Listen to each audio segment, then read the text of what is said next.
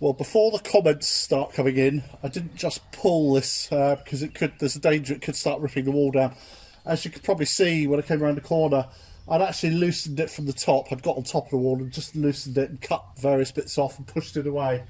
So there's not a lot holding this up now. So I think I'm pretty safe to yank away. And then obviously any stubborn bits, I'll cut them and see where we end up. But yeah, this I don't know whether you can see it from there, but there's quite a lot going on here. Which is interesting because I dug, if you remember last week, I dug down to about here. I didn't find any of this, so I don't know where it's coming from, but I'll get to the bottom of it.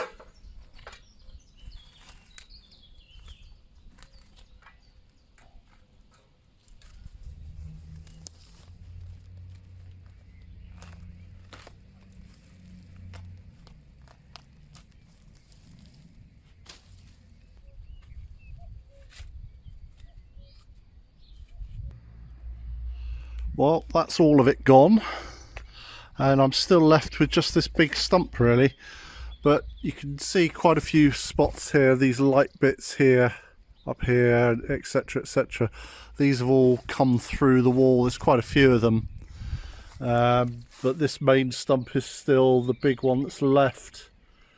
So I think what I'll do, I'll drill a few holes into it and poison it, and I'll do the same to any of these bigger ones like this. I've left it protruding so I can just maybe drill through and get some poison into it, and that's all I can do really. And then I think all I can do after that is just keep my eye on it and start, you know, just trimming it back whenever I see any ivy coming through.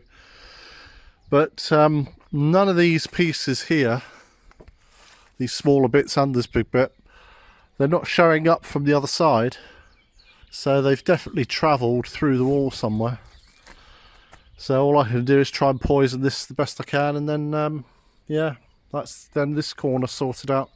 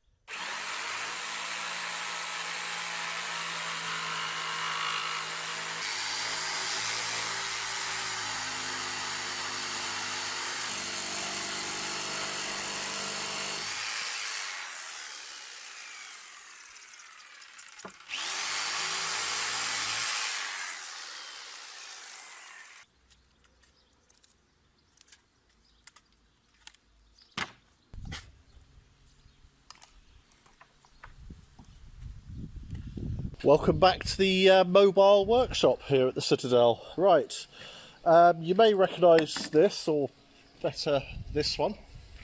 It's that time of the year I've got to put our swing seat up, but when I put it away last year I noticed that this leg had a rotten piece on. So what I'm going to do is I've cut this out, so I'm going to put another piece on, then just shape it around here where it curves, and I'll glue and clamp that on. And then what I'm going to do, we've got 4 legs on this swing seat, these 2 smaller ones and 2 bigger ones which are sitting over there. I'm going to put a sacrificial piece of wood on the bottom of each of them, because it's this that sits on the ground. And so if I screw a sacrificial piece on each one, I can then get rid of it each year or every 2 or 3 years when it starts to rot, and protect this. We've had this swing seat now probably 15 years, and this is the first time I've had to do anything on it, so it's lasted as well, and we do look after it. We put it away every year in the winter. There's no point keeping it out. So I'm going to do this. Where is that? Yeah, I mean, look at it. It's just this last piece is rotten, but where I've cut, it's actually solid, so shouldn't be too bad to do. So I've just got to cut a piece to length and then use the other one as a template to just make sure where it curves around I get it right, and then I'll put it all together. It's going to be difficult with this piece to match, because this is obviously 15 years, it's aged, it's darkened. I may stain the whole thing, but I'll worry about that once it's up. It'll be easier once it's actually up and assembled. And I'll see if I can match it, but if I can't, I can't. That's life. I'll get as close as I can, but it's not the main thing. The main thing is making sure it stays up, and it doesn't rot anymore. So that's what I'm going to do now.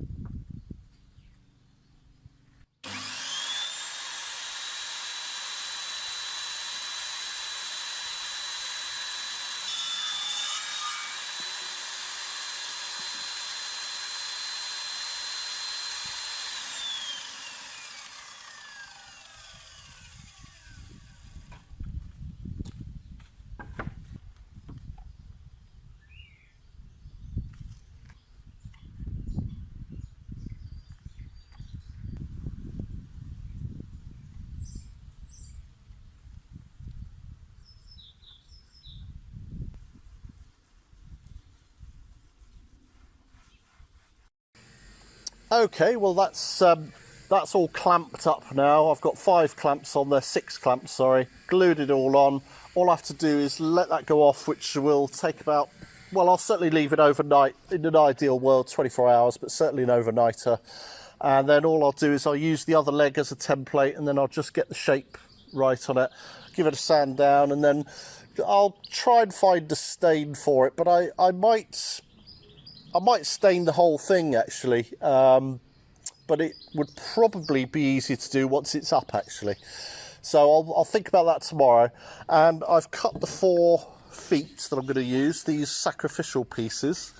They're slightly narrower than the actual legs themselves because I don't want them to be so visible, so you will hardly notice them. And they're only about just under an inch, so you're not even going to notice a gap underneath really. So I'll put these on when I'm done with this, and they'll just get screwed on, no glue, because I want to be able to remove them when they go rotten. I'll maybe put some sort of preserve on there just to give them 2 or 3 years worth of life. And then every now and then, every 3-4 years or whatever, I'll take these off and replace them.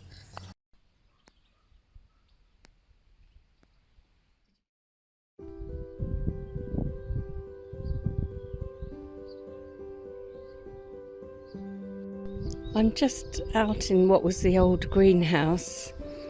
Got my table with some trays on there for seeding. And I thought I might as well make use of this wall, because I don't know when we're going to redo this greenhouse. So I'm just getting the weeds off it. I'll get all those stones and bricks off there, tidy up my pots, get rid of all these weeds, and then I can put some pots and things on the wall here, because I'm running out of room on this table. And this little mini greenhouse we bought, the plastic's gone all brittle on it and it's all ripped. So I think I'll just have to bin that. Anyway, I'll carry on getting all the weeds out and try and tidy this up.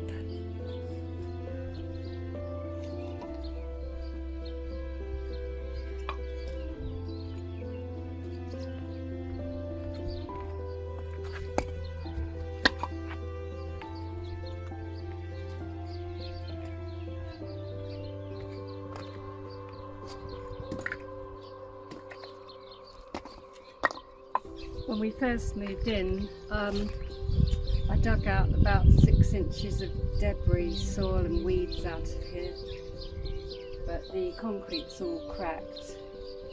Rolls wants to put some wood chip down or gravel, but I'd rather have it concreted again.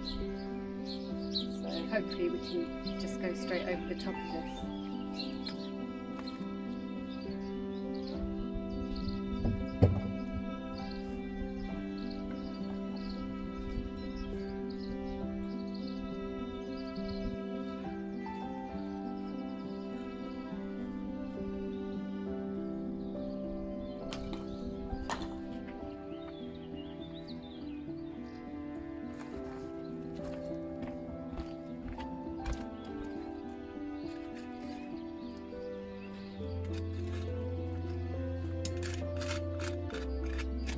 I'd like to repoint this wall, and now I've got to find somewhere to get rid of all this.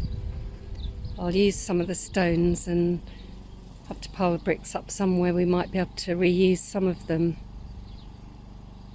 but that looks better anyway.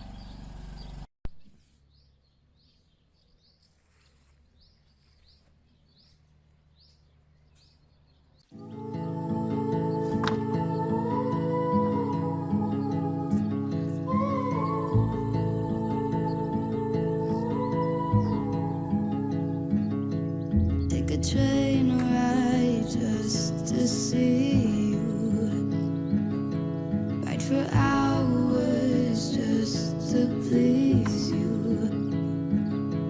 You don't know how much I need you, 'cause you're my home away from home, away from home, away from being alone.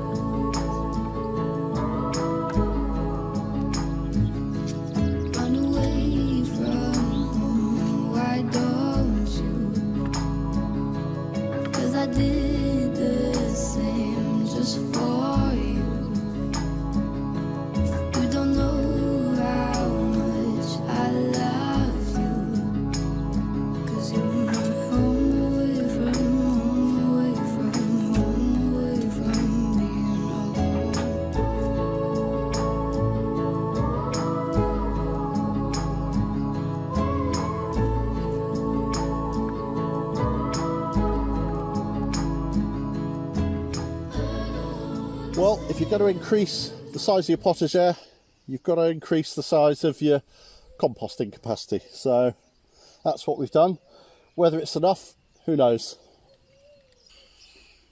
Now, obviously these pallets will rot, but I think it'll give us enough indication this year whether this will be enough for us. I suspect we'll probably need more.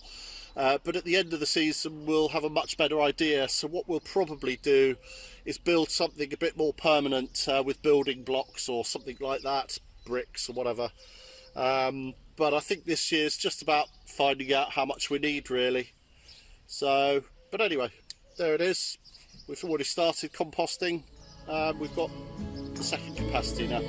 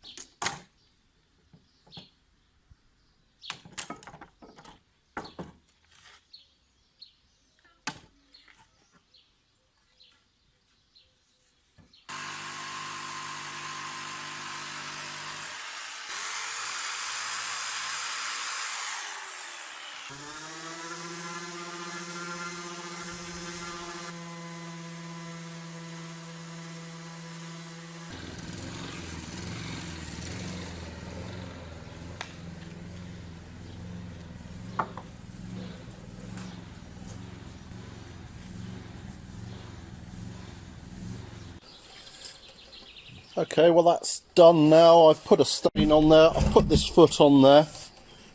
What I've done between the foot and the actual leg, I've put a plastic membrane. It's a membrane that bricklayers use when they come out of the foundations and with the first 2 or 3 courses of block work, and then they put this membrane on and then brick on top of that, and it stops any moisture getting up. So I thought, well, if I put some of that, because I had it anyway, that'll stop any moisture coming up from this foot, this sacrificial foot. I've stained it the best I can. Like I said, it's not going to be easy to match, but what I'm going to do, I was just chatting to Susie, and we are definitely going to stain this. So I'm going to stain it exactly like this, but I'm going to do that once it's up. Otherwise, you know, I can't stain both sides if I just stain one. So anyway, I'm going to now put this up, but there you go. That's the piece with the new bit. That piece at the bottom is the new bit. So, looks good. Today I'm going to cut the rosemary back. We've been waiting for the flowers to go because the bees really like it. But it's just been left to get really woody and big. We'll probably replant it one day, but at the moment it's getting tricky to get down the pathway, and if it's been raining, you get soaked because you can't avoid brushing against them. One thing that irritates me a bit when I look out the bedroom window, you've got the gate at the end, but these have been planted too far over. It's off centre, so I'd like to plant them a bit further back, but that's going to be a big job digging all these out. So for the minute I'm just going to cut them back. I've never been able to use this before because it's quite heavy. So this is the first time I've been able to do it, because I've built my strength up a bit, but it's still heavy, so we'll see how we get on. I might have to call Rolls in today.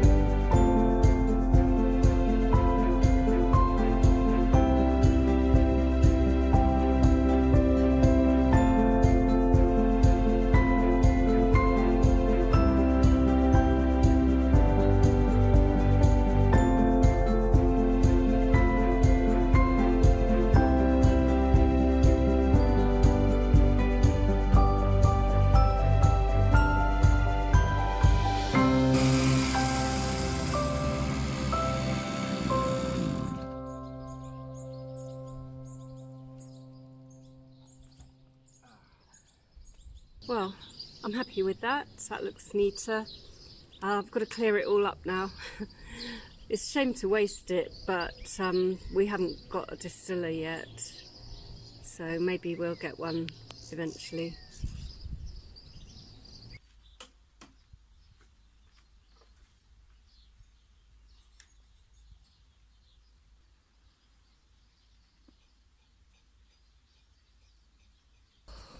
Well, as tempting as it is, unfortunately I've got 1 or 2 more tasks to perform before I can get to sit down and relax. But whilst I'm here, I'd like to thank Cheryl and Brian and Kathy. Very kind, and it's not for the first time either, so thank you. You've bought us some coffees this week, and we really appreciate it. And if you like what you're seeing in our videos, please would you consider liking and subscribing, and press that notification bell. Subscribing is free.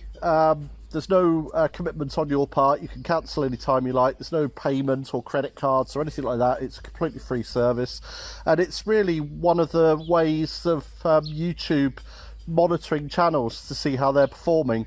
They've got many criteria, but subscribers are one, so that's why everybody wants to push subscribers so much, because it really helps. So if you think you're going to watch regularly, then please subscribe. That would be very kind. Thank you.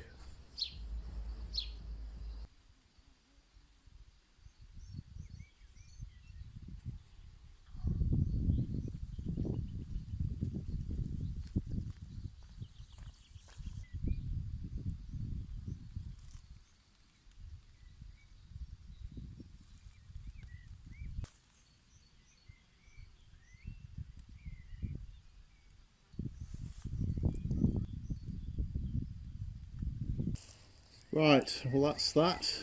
I'm going to keep repeating this process once a week, and hopefully we'll see the back of this. Probably not, they tend to come back. So salt and vinegar.